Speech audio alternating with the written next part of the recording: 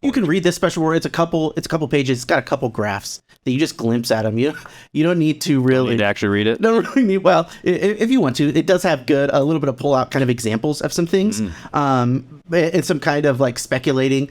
But I really liked it because it shows the gap between mortgage payments and apartment rents, and you can track how this gap at the start of early 2022, when rents started to kind of slow down and moderate, the mortgage payment growth was incredible, and then so that kind of creates the situation where these millennials, the millennial generation who should be buying homes, they're continuing to rent, or at least there's becoming a very good reason to continue renting, because it's not necessarily because of home prices, but it is creating interest rates. I mean, it's interest rates. I was talking to Glenn, and he was like, okay, this house I was looking at, he's like, the price has gone down. He's like, I've been following. The price is down 16%. Mm-hmm.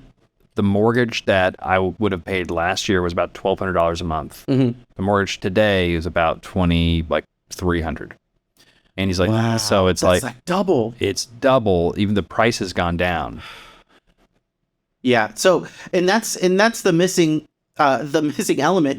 Math doesn't work. So no one wants to sell because they'll then have to rebuy it at high interest rates, or they just can't deal with the idea that they've got to come down in price for it to be the most merest amount of sense. Yeah, you'd have to be so non-affected by price to say like, okay, yeah, let's get a house half the size, or we're gonna get the same house basically, maybe not as nice, and pay double.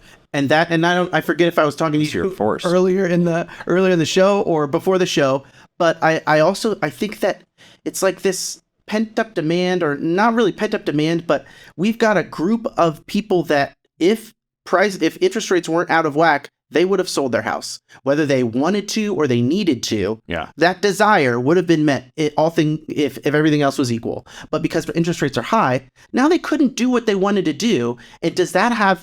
And then when they finally have to, what's the cost of that? Yeah, what is it? And it's someone's needs or desires aren't being met. And in perfect economy, it would. But now we have that barrier. There's got to be. It's not just you snap your fingers. Things, buyers and sellers finally meet. It's like, no, someone's going to take a bath. What is that the term? Yeah, someone's sure. Yeah. Someone's not going to get out of this very in a good place. Yeah. Again, yeah. If you're locked in at 2.5%, 3%, 4%, I mean, it would take a lot. Now, what's being missed? And yeah, there's some, maybe we can't move to that slightly bigger house when we wanted to. I think people can overall, live with that. But think about it's a lack of economic activity, the slower velocity of money. Think about all the construction projects that aren't going to get done. Someone's not moving in. They're not renovating that home. Now, maybe they spend the money on renovating the home instead of moving. Yeah. But it's not the same amount of construction demand than building new single family homes, because there's a bunch of demand for it because people are able to even buy those homes. Yeah. So and then for trying to buy, it's just not. It may no longer be an option. It may have been a stretch before, and now it's no longer an option. And that's what I wanted to add before we wrap this up. They do explain in the report, maybe they give like examples of some of some kinds of people that want to buy, but they just can't buy, and they're all going to flood into the renters market. This is a more convincing story of people deciding to rent over buying than we were making 2 years ago or 3 years ago. It's funny. It's funny to think about that, because we were making this very same argument when interest rates were. Yeah, it was a better deal to rent or buy. And then we looked at a graph. I forget who put it out. Maybe it was Marcus Millichap. There's a period. There's a period where it kind of made more sense to buy. Yeah. And apartments did really well. Solid rent growth, solid performance. But the case, if you just look at what people can afford and the options that people have or don't have, we're going to see, unless people just decide to all move in together and move in with their parents, we're going to see some more demand in the rental space. And I'd love to see it quantified down to, for every year, this median age of first home purchase gets pushed out. Right now, it's basically 33.